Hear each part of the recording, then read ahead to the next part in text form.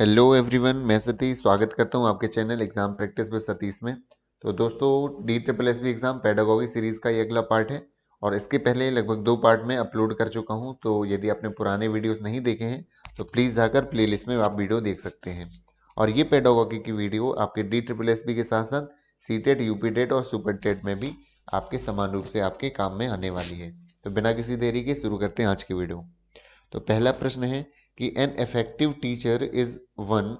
तो एक प्रभावी शिक्षक वह है जो अपने विषय में निपुण है, कक्षा में अनुशासन बनाए रखता है, शांतिपूर्ण माहौल बनाए रखता है या पर छात्रों को स्वयं सीखना सुगम बनाता है। तो इसका ऑप्शन नंबर 4 सही हो जाएगा कि जो फैसिलिटेट करता है अपने बच्चों को कि वो बच्चे अपने ओन पेस में अपनी अकॉर्डिंग वो सीखें। आगे देखिए, पियाजे के संज्ञानात्मक विकास के 4 चरणों में से कौन सा सम्मिलित नहीं है। तो आपको पता होने चाहिए 4 होते हैं। सेंसरी मोटर स्टेज और प्री ऑपरेशनल स्टेज, इसके बाद कंक्रीट होता है तो ये गलत हो जाएगा और अमूर्त ये भी ठीक है। तो पूछा गया था कि कौन सा सम्मिलित नहीं है, तो ऑप्शन नंबर 3 जो है पोस्ट ऑपरेशनल स्टेज ये सम्मिलित नहीं है। आपको पता होगा इंद्रिय ज्ञानक अवस्था 0 से 2 ईयर्स तक रहती है, 2 से 7 ईयर्स तक रहती है आपकी पूर्व संक्रियात्मक, और यहाँ पर आती है आपकी मूर्त संक्रियात्मक अवस्था, वो 7 से 11 साल तक रहती है। और इसके बाद आपकी 12 से या 11 से आप 18 कर सकते हैं अमूर्त संक्रियात्मक अवस्था ये रहती है। ये पियाजे ने ये बौद्धिक सिद्धांत जो दिए हैं कॉग्निटिव डेवलपमेंट के, उसमें स्टेज को डिवाइड किया है इस प्रकार से।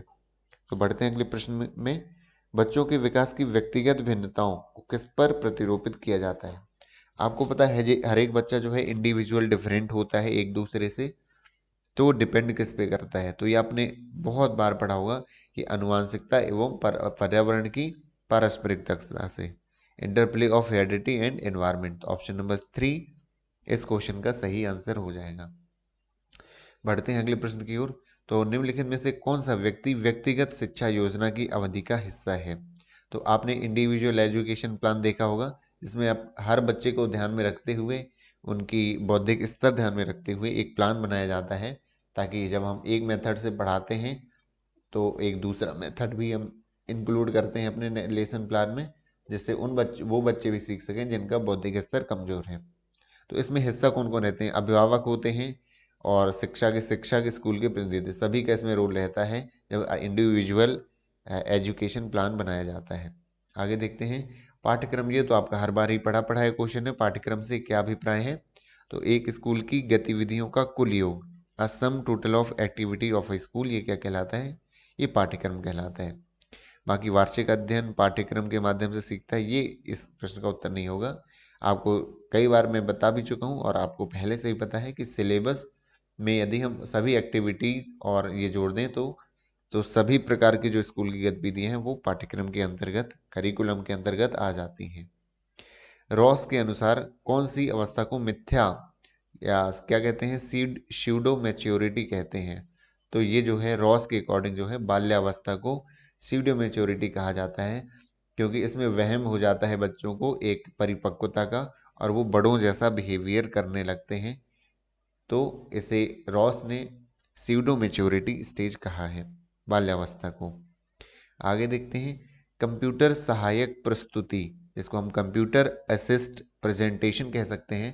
इसका मतलब हम कंप्यूटर जब यूज़ करते हैं पढ़ाते टाइम तो उसके विषय में कौन सा असत्य है, कौन सा गलत दिया हुआ है कंप्यूटर से जब हम प्रेजेंटेशन देते हैं।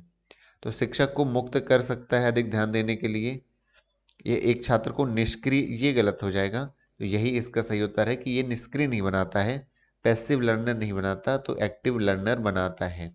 कंप्यूटर असिस्ट जो प्रेजेंटेशन होता है वो एक सक्रिय शिक्षार्थी बनाता है। प्रश्न ये था कि कौन सा असत्य है, तो ऑप्शन नंबर 2 इसका सही आंसर हो जाएगा। बाकी और ऑप्शन देख लेते हैं। इसे शिक्षक द्वारा विकसित किया जा सकता है, छात्र अंतः क्रियाओं के लिए विस्तार प्रदान करता है। तो बाकी इसके ठीक है, लेकिन गलत पूछा गया था कौन सा असत्य, इसलिए option number 2 is the correct answer. बहुस्तरीय या मल्टी लेवल टीचिंग जो है उसमें किसका ध्यान रखना पड़ता है, तो कक्षा संगठन का, छात्रों का समूह जो है, अधिगम की स्थिति के लिए योजना होनी चाहिए, शिक्षण सामग्री का प्रावधान होना चाहिए। तो ये सारी चीज़ें जरूरी हैं आपकी जो मल्टी लेवल टीचिंग होती है, तो इसमें ये सारी चीज़ों का हमें ध्यान रखना होता है। बढ़ते हैं अगले प्रश्न की ओर। तो कक्षा में सभी लिंगों में लिंग रूढ़िवादिता, लिंग रूढ़िवादिता का मतलब है जो एक स्टीरियोटाइप पहले से बना लेते हैं हम महिलाओं के लिए, पुरुषों के लिए, बच्चों के लिए, उसको कम करने के लिए और विकास के विस्तार की संभावनाओं को बढ़ाने के लिए कौन सी जो पद्धति है जो है अपनानी चाहिए, तो कौन सी स्ट्रेटजी हमें अपनानी चाहिए। तो इसमें सेम जेंडर के जो है ग्रुप बनाना, तो ये तो गलत हो जाएगा, एक जेंडर के हमें ग्रुप नहीं बनाने चाहिए। क्रियाकलाप के लिए मिश्रित लिंग समूह बनाना, तो फॉर्मिंग मिक्स्ड जो जेंडर या सेक्स रेशियो जो है एक्टिविटी ग्रुप प्रमोट डिस्कशन, ये सही है। ये हमें विचार के लिए मिश्रित जो है जेंडर ग्रुप बनाने चाहिए जिसमें बॉयज़ और गर्ल्स हों, ताकि जो है रूढ़िवादिता कम से कम हो जाए जो समाज में बनी हुई है। आगे जैविक अंतरों की उपेक्षा करना, उन्हें अस्वीकार करना, तो ये तो गलत हो जाएगा, ऐसा नहीं करना चाहिए। समाज में चित्रित लिंग भूमिकाओं को प्रबल करना, तो ये भी नहीं होगा। आपका जो सबसे सटीक उत्तर हो जाएगा option number 2 is the correct answer for the question. आगे देखते हैं, आप कक्षा का ध्यान केंद्रित कर सकते हैं, किस तरह से करेंगे आप? तो स्पीक लाउडली, बहुत तेज से बोल के, तो ये तो नहीं होगा। वो श्याम पट पर ब्लैक बोर्ड पे लिख करके ड्राइंग बना देंगे, लेकिन हर बार ये चीज़ नहीं कर पाएंगे। लेकिन ये सही हो जाएगा उद्दीपन परिवर्तन के द्वारा। आपको पता है जब आप कक्षा में जाते हैं तो आपका बोलना, उसकी जो पिच रहती है कि किस स्टिमुलस वेरिएशन, मतलब किस, कई बार आपकी पिच हाई रहती है, कई बार स्लो रहती है, तो उससे आपको पता होना चाहिए कि जब आप कक्षा का अटेंशन चाह रहे हैं तो आपको किस तरह से बोलना है। वो चीज़ बच्चों को जो है समझ में आ जाती है धीरे धीरे। तो आपका स्टिमुलस वेरिएशन ये जो है, इसका यूज़ करते हुए आप क्या कर सकते हैं, कक्षा का ध्यान केंद्रित कर सकते हैं। छात्रों का एक समूह अक्सर आपकी कक्षा में अनुपस्थित रहता है, एक ग्रुप का ग्रुप नहीं आ रहा आपकी कक्षा में, आप कैसे इस सिचुएशन को हैंडल करेंगे? तो प्रिंसिपल को रिपोर्टिंग करेंगे या पेरेंट्स से इन्फॉर्म करेंगे। अंडरटेकिंग टू एक्शन रिसर्च, हाँ यही सही हो जाएगा। पहली बात है, जब कोई काम होता है या कोई प्रॉब्लम आती है तो सबसे पहले हम उस कारण का, रीज़न का पता लगाते हैं। तो यही है, एक्शन रिसर्च को हम पहले स्टार्ट करेंगे, ठीक है, उसका पता लगाएंगे। हो सकता है कोई उन्हीं के थ्रू हमें वजह पता चल जाए, तो हमें बेवजह प्रिंसिपल तक या पेरेंट्स से बात करने की ज़रूरत नहीं पड़ेगी। फिर आखिरी ऑप्शन वो भी होता है कि जब हम चीज़ें हमसे नहीं हैंडल हो रही होती हैं तो हम प्रिंसिपल को और उनके पेरेंट्स को ज़रूर इन्फॉर्म करते हैं। आगे देखिए, अधिगम एक किस तरह की प्रक्रिया है, लर्निंग किस तरह की प्रोसेस है? तो एक कॉम्प्लेक्स प्रोसेस है, एक जटिल प्रक्रिया है और ये एक्टिव है। तो जटिल और एक्टिव, तो कॉम्प्लेक्स और एक्टिव जो है एक प्रोसेस है क्या, लर्निंग, ये आपको याद रखना है। आगे देखते हैं, शिक्षण जो है टीचिंग को और अधिक इफेक्टिव आप बना सकते हैं। तो किस तरह से बना सकते हैं? छात्रों को स्वयं करने की स्वायत्ता या नियंत्रण दिया जाए, तो यही इस प्रश्न का सही उत्तर हो जाता है। जब भी हम स्टूडेंट्स को ऑटोनॉमी देंगे और उनको अपने अकॉर्डिंग वर्क करने देंगे, ग्रुप में वर्क करने देंगे, तो बच्चा जो है और अधिक सीखता है, अपने पेस पर सीखता है। आगे जो है बाकी तथ्यों की व्याख्या करने के लिए शिक्षण अधिगम को निर्देशित करें। बाकी इसके जो है उतने इफेक्टिव उत्तर नहीं है जितना कि आपका ऑप्शन नंबर 1 हो जाता है इस क्वेश्चन का सही आंसर। आगे देखते हैं, शिक्षण की परियोजना पद्धति में प्रोजेक्ट मेथड रहता है पढ़ाने का, उसमें टीचर का रोल क्या रहता है? तो एक्टिव देन स्टूडेंट, छात्रों की ज़्यादा ये तो नहीं है, स्टूडेंट उसमें ज़्यादा एक्टिव रहते हैं। प्रॉब्लम सॉल्वर रहता है, उसमें रहेगा फ्रेंड, फिलोसफर और गाइड, ताकि वो एक फ्रेंड की भी भूमिका निभा दे, उन्हें ऑब्जर्वेशन भी करे और जहाँ प्रॉब्लम आ रही है वहाँ पर वो गाइडेंस भी दे। तो ये प्रोजेक्ट मेथड में ये भूमिका रहती है एक टीचर की, ऑथोरिटेटिव ये नहीं रहती है। बढ़ते हैं अगले प्रश्न की ओर। अगला प्रश्न है हमारा, शिक्षा में समावेशी होने के मार्ग में कौन सी बाधक हैं? तो इन एजुकेशन को हम इंक्लूसिव जो हर बार हम कोशिश करते हैं, एनईपी भी कहती है कि हम एक साथ सभी बच्चों को पढ़ाएं बिना भेदभाव किए। तो एजुकेशन इंक्लूसिव में बाधक क्या है? तो माता पिता अपने बच्चों को विद्यालय नहीं भेजते। हाँ, कई बार ये हो जाता है कि जो डिसेबल चाइल्ड हैं पेरेंट्स भेजते नहीं है स्कूल, तो ये हो सकता है। योग्य रूप से प्रशिक्षित शिक्षकों की अनुपलब्धता, हाँ ये भी हो सकता है कि ट्रेंड टीचर्स नहीं है, तो भी इंक्लूसिव एजुकेशन में दिक्कत आएगी। विशेष दक्षता वाले बच्चों को कानूनी संरक्षण प्राप्त है, तो कानूनी संरक्षण प्राप्त से ये तत्व बाधक नहीं है, तो ये तो अच्छी बात है, ये होना चाहिए। जो विशेष दक्षता वाले, स्पेशल नीड जिन्हें चाहिए बच्चों को लीगल प्रोटेक्शन मिलना चाहिए, तो ये बैरियर नहीं है। सरकार की ओर से उपलब्ध वित्तीय प्रावधानों का पर्याप्त ना होना, ये भी एक रीजन हो सकता है किसके लिए? इंक्लूसिव एजुकेशन के लिए। तो ए, बी और डी जो है आपके इस क्वेश्चन का, आपका प्रश्न ऑप्शन नंबर 1 जो है इस क्वेश्चन का सही आंसर हो जाएगा। बढ़ते हैं अगले प्रश्न की ओर। तो किस प्रकार के विकास से एकाग्रता और सृजनात्मकता का संबंध है?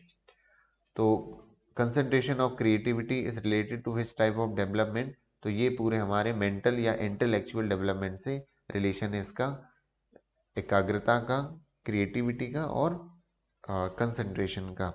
तो बढ़ते हैं अगले प्रश्न की ओर। बच्चों के बौद्धिक विकास की 4 अलग अलग अवस्थाओं की पहचान किसके द्वारा? ये तो आपने पढ़ा होगा, अभी जस्ट पढ़ा हमने। तो जीन पियाजे द्वारा 4 अवस्थाएं बताई गई थी, वो अभी जस्ट हमने पढ़ी हैं। तो ये इसका आंसर हो जाएगा कि जो कॉग्निटिव डेवलपमेंट की या फिर इंटेलेक्चुअल डेवलपमेंट भी उसे कहते हैं, इसकी 4 अवस्थाएं बताई हैं किसने? जीन पियाजे ने।